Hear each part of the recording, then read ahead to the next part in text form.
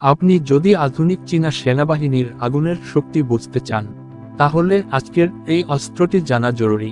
এর নাম কিউ-বিবি-95, চীনের পিপলস লিবারেশন আর্মির ইনফ্যান্ট্রি ইউনিটে যে অস্ত্রটি স্কোয়াড লেভেলে টানা আগুনের দায়িত্ব নেয়, সেটাই এই কিউ-বিবি-95 লাইট মেশিন গান। কিউ-বিবি-95 মূলত তৈরি করা হয় চীনের কিউ-বি-জেড-95 পরিবারের অংশ হিসেবে। উদ্দেশ্য ছিল একটাই, পুরনো টাইপ -81 বা টাইপ -74 লাইট মেশিন গানকে একটি আধুনিক, হালকা ও একই ক্যালিবারের অস্ত্র দিয়ে বদলে ফেলা। এই অস্ত্রটির প্রথম ব্যবহার শুরু হয় 2000 সালের শুরুর দিকে, এবং দ্রুতই এটি চীনা সেনাবাহিনীর স্ট্যান্ডার্ড স্কোয়াড অটোমেটিক ওয়েপন হয়ে ওঠে। কিউ-বিবি-95 একটি বুলপাপ ডিজাইন অনুসরণ করে, অর্থাৎ ম্যাগাজিন ও ফায়ারিং মেকানিজম ট্রিগারের পেছনে। এর ফলে অস্ত্র ছোট কিন্তু ব্যারেল লম্বা, ক্লোজ কমব্যাট ও আরবান ওয়ারফেয়ারের সুবিধা, কাঁধে নিয়ে চলাচল সহজ, ওজন প্রায় 5 কেজির একটু বেশি, যা একটি লাইট মেশিন গানের জন্য তুলনামূলকভাবে হালকা। কিউ-বিবি-95 ব্যবহার করে চীনের নিজস্ব 5.8x42 মিলিমিটার কার্তুজ।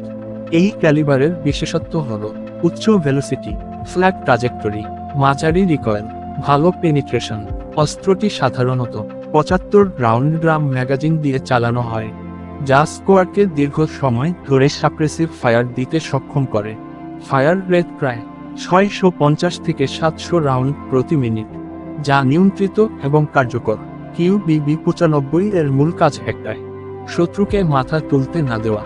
যখন রাইফেলধারী সৈন্যরা সামনে এগোয়, তখন এই অস্ত্রটি টানা আগুন দিয়ে কভার দেয়, বিশেষ করে পাহাড়ি অঞ্চল, জঙ্গল, আরবান ওয়ারফেয়ার, এই সব জায়গায়।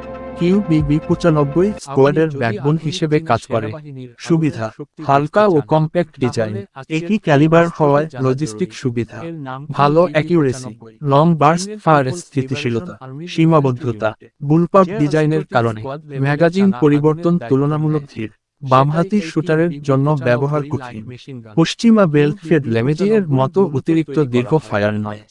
আজকের যুদ্ধ শুধু ভারী অস্ত্রের নয়, এটা স্কোয়াড লেভেলের ফায়ার সুপিরিয়রিটির যুদ্ধ।